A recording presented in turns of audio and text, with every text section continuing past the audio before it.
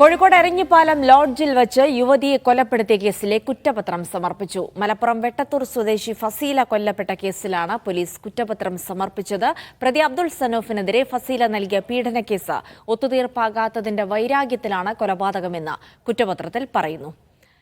ദൃശ്യ പുതിയിടത്ത് വിവരങ്ങൾ നൽകും. ദൃശ്യ, ഈ കേസ് ഒത്തുതീർപ്പാക്കാൻ എന്ന പേരിൽ വിളിച്ചു വരുത്തിയാണ് ഈ കൊലപാതകം നടത്തിയത് എന്ന് തന്നെ പ്രാഥമിക വിവരങ്ങളുണ്ടായിരുന്നു. കുറ്റപത്രത്തിലുള്ള വിവരങ്ങൾ എന്തൊക്കെ?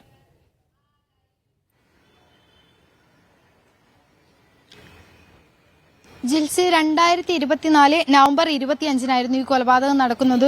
ഈ പ്രതിക്കെതിരെ യുവതി സഫീല ഒരു പീഡന കേസ് നൽകിയിരുന്നു. അത് ഒത്തുതീർപ്പാക്കാൻ എന്ന വ്യാജേനയാണ് വിളിച്ചു വരുത്തിയത്. പിന്നീടാണ് പിറ്റേ ദിവസം ഈ യുവതിയെ ലോഡ്ജ് മുറിയിൽ കിടപ്പ് മുറിയിൽ മരിച്ച നിലയിൽ കണ്ടെത്തിയത്. കട്ടിൽ മരിച്ച നിലയിലായിരുന്നു കണ്ടെത്തിയത്. അതിനുശേഷം ഈ സനൂഫ് എന്നയാൾ ഒളിവിൽ പോയി. പിന്നീട് ചെന്നൈയിൽ വെച്ചാണ് ഇയാളെ പിടികൂടുന്നത്. 510 പേജുള്ള കുറ്റപത്രമാണ് ഈ ഒരു സംഭവത്തിൽ ഇപ്പോൾ പോലീസ് സമർപ്പിച്ചിരിക്കുന്നത്. നടക്കാവ് പോലീസാണ് കുറ്റപത്രം സമർപ്പിച്ചത്. ഇത് ഈ ഒരു കുറ്റപത്രം ഈ ജുഡീഷ്യൽ ഫസ്റ്റ് ക്ലാസ് മജിസ്ട്രേറ്റ് കോടതിയിലാണ് സമർപ്പിച്ചിട്ടുള്ളത്. ഈ ഒത്തുതീർപ്പാക്കാത്തതിന്റെ വൈരാഗ്യത്തിലാണ് പ്രതി കൊലപാതകം നടത്തിയത് എന്നാണ് ഈ കുറ്റപത്രത്തിൽ പോലീസ് പറഞ്ഞിരിക്കുന്നത്. 510 പേജുള്ള കുറ്റപത്രമാണ് നിലവിൽ സമർപ്പിച്ചിരിക്കുന്നത്. 2024 നവംബർ 25 കൊലപാതകം നടന്നത്. അതിനുശേഷം പ്രതി ഒളിവിൽ പോകുന്നു.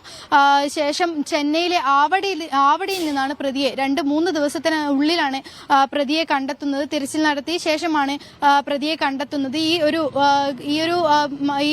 ഒരു പീഡന കേസ് ഒത്തുതീർപ്പാക്കാനായി വിളിച്ചു വരുത്തിയാണ് കൊലപാതകം നടത്തിയത്. ജിൽസി, ശരി, ദൃശ്യാണ് വിവരങ്ങൾ നൽകിയത്.